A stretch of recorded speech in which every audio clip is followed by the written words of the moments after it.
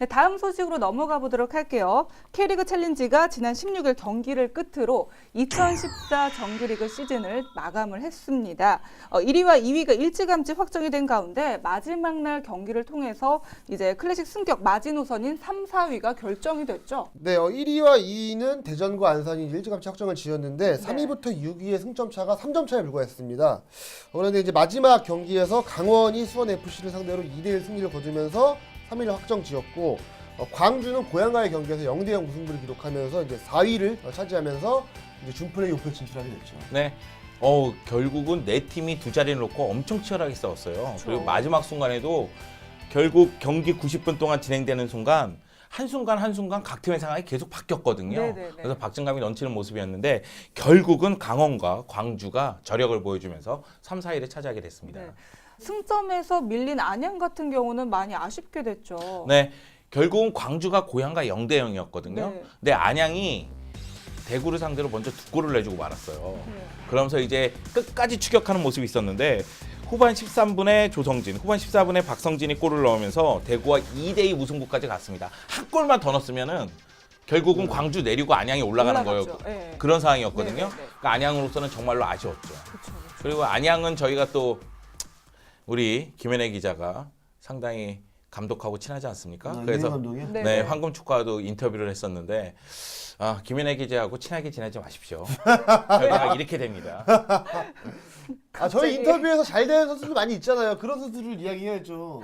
일단 우리는 조진호 감독 인터뷰했을 때 조진호 감독이 연승 행진을 이어가게 됐고 네. 정식 감독으로 됐고 네. 또 승격도 됐잖아요. 네, 성남의 김동희 선수 인터뷰하자마자 또 골 넣었죠. 네. 네. 그러니까 그것은 이제 저랑 이제 친분이 있는 분들이고 김현애 기자하고 친분 있는 분들은 깨알같이 안 PR들 좋죠. 하시네요. 네. 지금 이제 약간 네. 프로그램 막바지가 되니까 무리수를 좀 던지네요. 네, 내년을 생각하고 있는 거죠. 네. 아니 근데 지금 비록해서 이제 K리그 챌린지 정규 시즌이 종료가 됐는데 사실 승격제가 자리를 잡아가면서 리그 챌린지에 대해서 이제 좀 인식도 좋아졌고 또 소속된 선수들도 좀 더 예전보다는 인식이 높아진 거를 느낄 수가 있었거든요.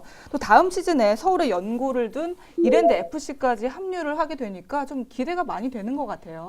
저는 이랜드가 챌린지에서 좀 돌풍을 일으켰으면 좋겠어요.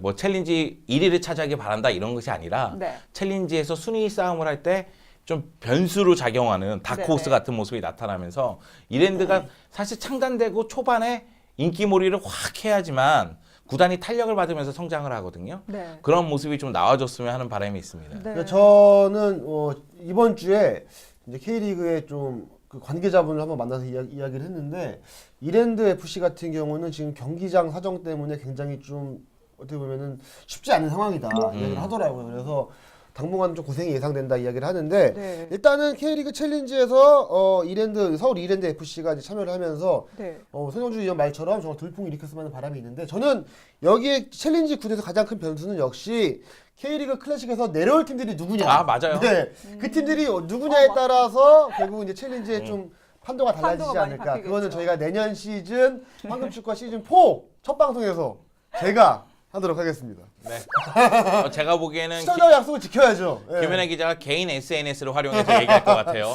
네. SNS 통해서 이제 뭐 2위부터 4위 팀들은 이제 내년 시즌 클래식 승격을 위해서 플레이오프를 치르게 될 텐데 엄청나게 치열한 경기가 예상이 되죠. 네. 강원과 광주가 일단 K리그 챌린지 준 플레이오프를 치르게 됩니다. 단판 승부예요. 22일 오후 2시 원주 종합운동장에서 펼치게 되는데 90분 동안 승패가 가려지지 않으면 3위인 강원이 올라가게 돼 있습니다. 네.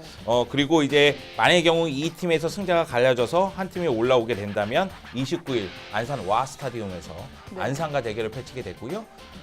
그러면서 이제 결국은 승강 플레이오프에 누가 나갈 수가 있는지가 결정이 되겠죠. 네. 그럼 승강 플레이오프 같은 경우에는 K리그 클래식이 끝난 다음에 11위를 차지한 팀하고 이제 결국 이 플레이오프에서 마지막에 살아남은 팀 한 팀하고 승강 플레이오프를 홈앤어웨이로 치르게 됩니다. 그러니까 이제 K리그 챌린지에서 살아남은 팀의 홈에서 먼저 경기를 치르거든요. 네. 12월 3일 날 경기를 치를 예정이고 그 이후에 이제 K리그 클래식 11위 팀과는 이제 12월 6일에 이제 그 K리그 클래식의 홈이죠. 네, 네, 네. 그곳에서 이제 경기를 치를 예정입니다. 네. 제 생각에는 이 K리그 챌린지 준 플레이오프 그리고 이제 플레이오프 거치면서 승강 플레이오프 진출한 게 우선적으로 가장 중요하죠. 네네. 그런데 결국 챌린지 팀이 승격하기 위해서는 승강 플레이오프 1차전을 어떻게 하느냐가 가장 중요합니다. 왜냐하면 지난 시즌에 상주가 1차전에서 그렇죠. 완전히 대승을 파괴력을 거뒀죠. 네. 보여주면서 어떻게 본다면 예상보다는 쉽게 승격을 하는 듯한 느낌이 들었었거든요. 네. 승강 플레이오프가 엄청 시원할 것 같았는데 그러지 네. 못했으니까. 아, 그러니까 결국 누가 올라오든 네. 승강 플레이오프 1차전을 잡아라. 1차전 네, 잡아라. 그 얘기를 하고 싶습니다. 네, 그렇군요.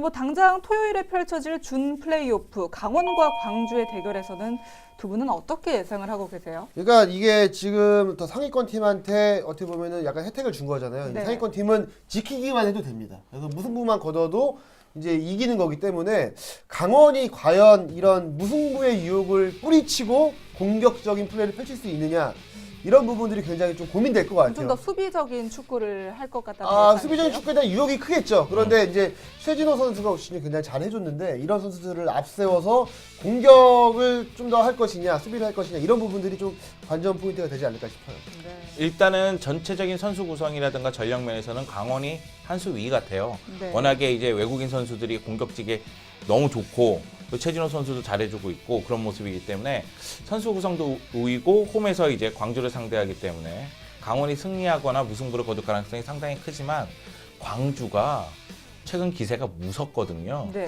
그렇기 때문에 광주도 눈여겨볼 필요성이 있습니다. 그리고 광주 선수들이 지금 엄청나게 갈증을 느끼고 있거든요. 우리 다시 가리라 K리그 클래식으로 이런 얘기를 하고 있기 때문에 좀 더 지켜볼 필요성이 있는데 그럼에도 불구하고 전력 면에서 보면 강원이 좀 더 우위다 이렇게 보이죠. 네, 그렇습니다. 뭐 이전까지의 순위는 중요하지가 않습니다. 한 해 축구의 농사가 이제 흉년이 될지 또 풍년이 될지는 앞으로 펼쳐지는 K리그 챌린지 플레이오프에서 여러분들 지켜봐 주시기 바라겠습니다.